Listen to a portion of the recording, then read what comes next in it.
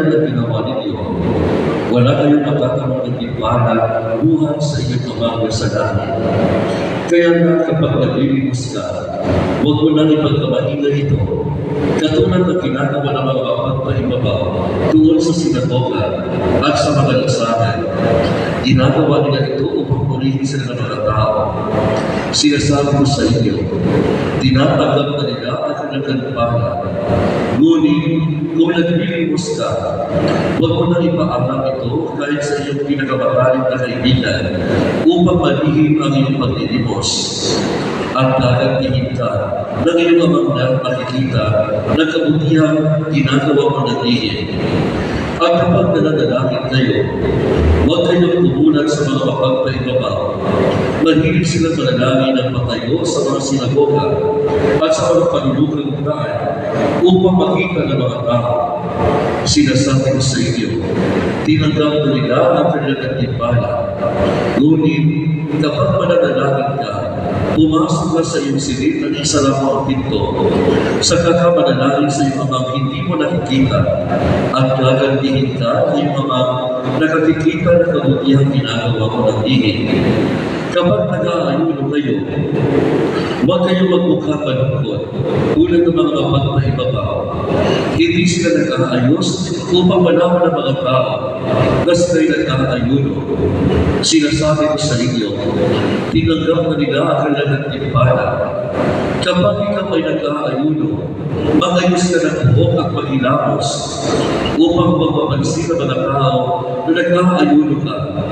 Ang iyong amang hindi mo nakikita, ang siya lamang nag-aalam ito. Siya na nakakikita ng kabutihang ginagawa mo ng lihim, ang gaganti sa iyo. Kapatid, ang mabuting balita ng Panginoon. Pinupuri ka namin, Panginoon Yesu Cristo. Isa pang pagpalang umaga po sa ating lahat, mga kapatid ko kay Kristo. Ngayon po, umaga po mga kapatid, ngayong araw po, ay sinisimulan po natin ang panahon po ng Kwaresma. Ang salitang Lent po, mga kapatid, ay nagmula po sa isang lumang salitang Ingles na Lenten, na may pinagmulan po sa wika Germanic at nangangahulugang long in English at mahaba sa Tagalog. Marahil, bilang pagtukoy po sa paghaba ng mga araw sa tagsibol at sa bagong buhay na dala nito. So, sa pananaw po ng liturhiya, ang Kwaresma ay tinatawag natin ay binubuo po ng 40 araw. 40 days po. Kaya tinatawag natin ito Kwaresma. Ang 40 araw na ito ay nagliliman po sa atin ng 40 araw at 40 gabi ng pagdadalangin at pag-aayuno ni Jesus sa ilang. At the same time, bilang maghahanda sa kanyang pampubliko ministeryo, public ministry. So, binibigyan ko ng tingin, ng highlight, ng panahon ngayon ay yung pagsisisi, pagsakripisyo, at pagmamalikot, conversion na tinatawag. Kaya naman, itinuturo ko ng ating Ebanghelyo at tatlong mahalagang gawain sa panahon ito. Ano-ano ang yan? Panalangin, pag-aayuno, at pagbibigay ng libos.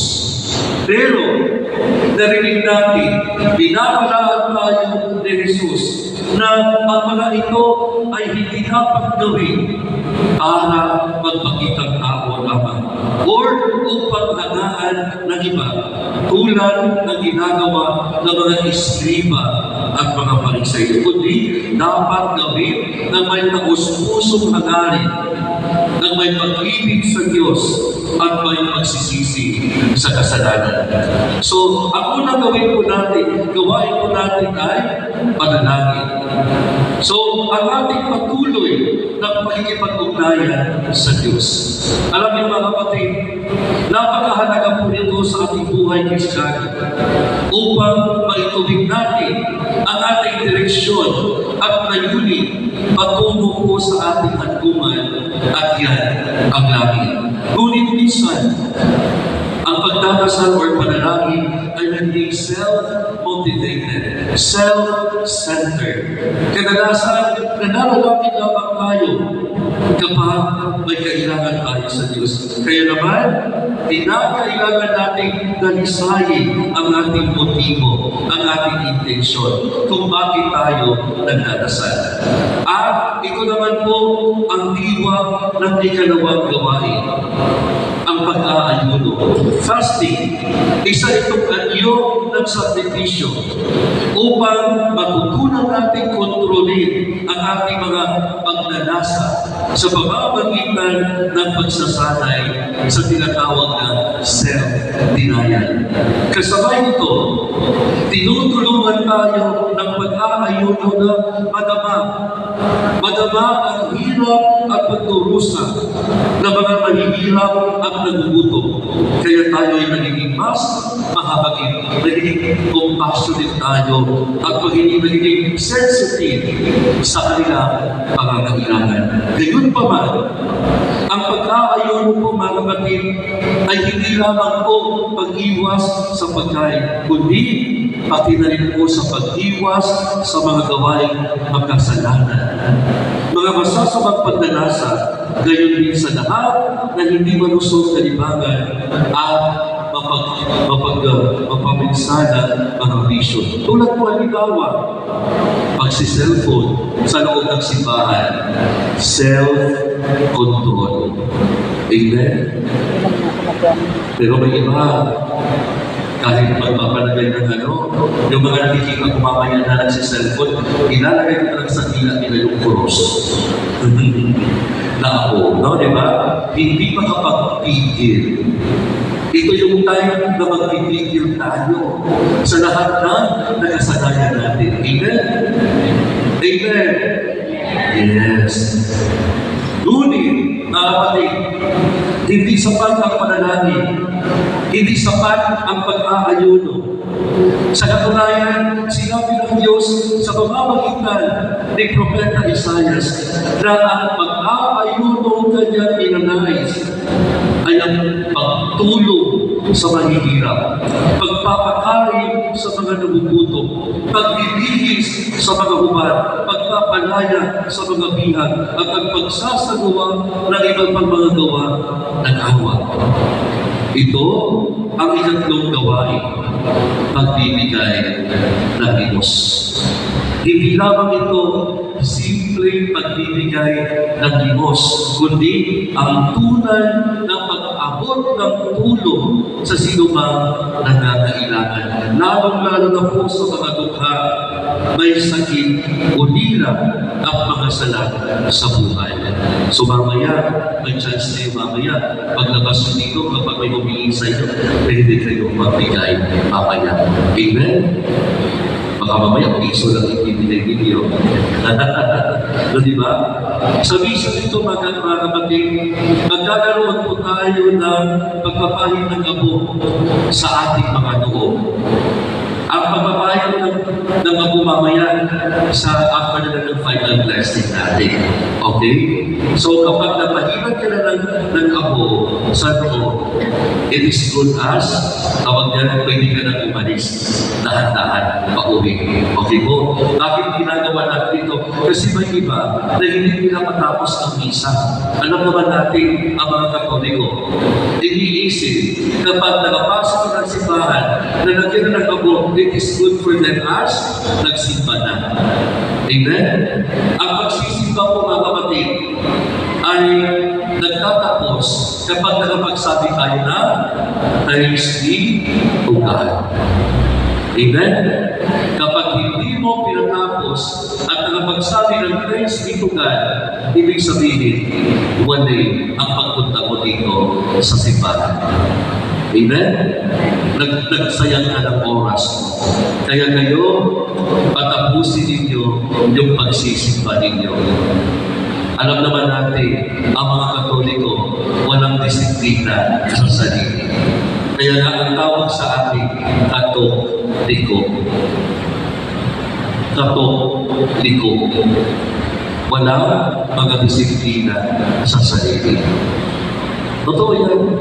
Kahit saan ka pumunta. Okay. Like for example, di ba? Kahit consecration, dire-diretso yung hindi mo na nag-stop para mag-pray. Totoo, hindi. Kaya kayo, kapag kayo ay nagsisimba at napag-lay, huwag kayong dire-diretso. Ayun muna, magdasal kayo. Habang nagagagal si Father, that is the most important part of the Mass. And that's the time that there's a miracle happened during the Mass.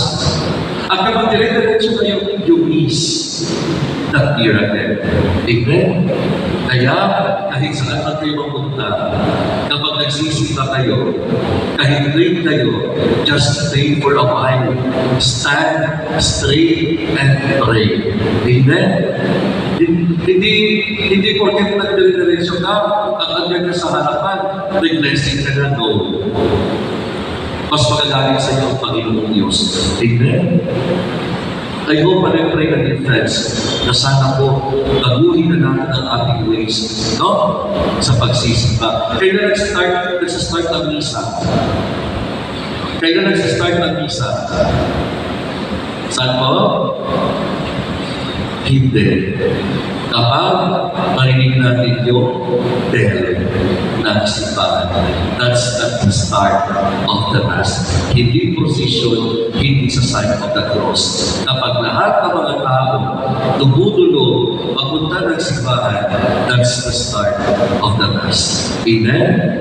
And it ends with thanks be to God. Kaya, mga kapatid, yung kapo na nilalagay ko sa inyong tawag yan, inyong noo, ay nagmula po sa mga palaspas na binabasbasan ko noong linggo ng palaspas noong nakaraang taon.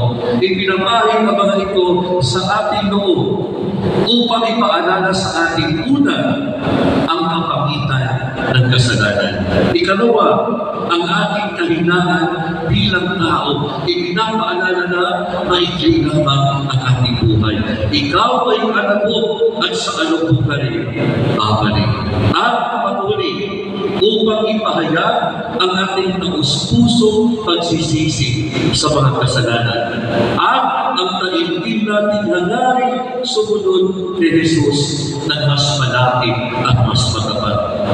Talikuran ninyo ang inyong mga kasalanan at maniwala sa Ebanghelyo. Sa madaling salita po mga kapatid, ayon sa mga famous na pahayag, hindi tayo naglalagay ng abo upang ipahayag ang ating kabanalan, kundi upang idalangin na tayo ay mga makasalanan na nangangailangan ng pagsisisi at pagbabago.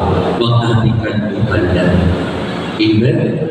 This is the time for all of us to humble ourselves before God and recognize yourself as a sinner. Amen? Please all stand.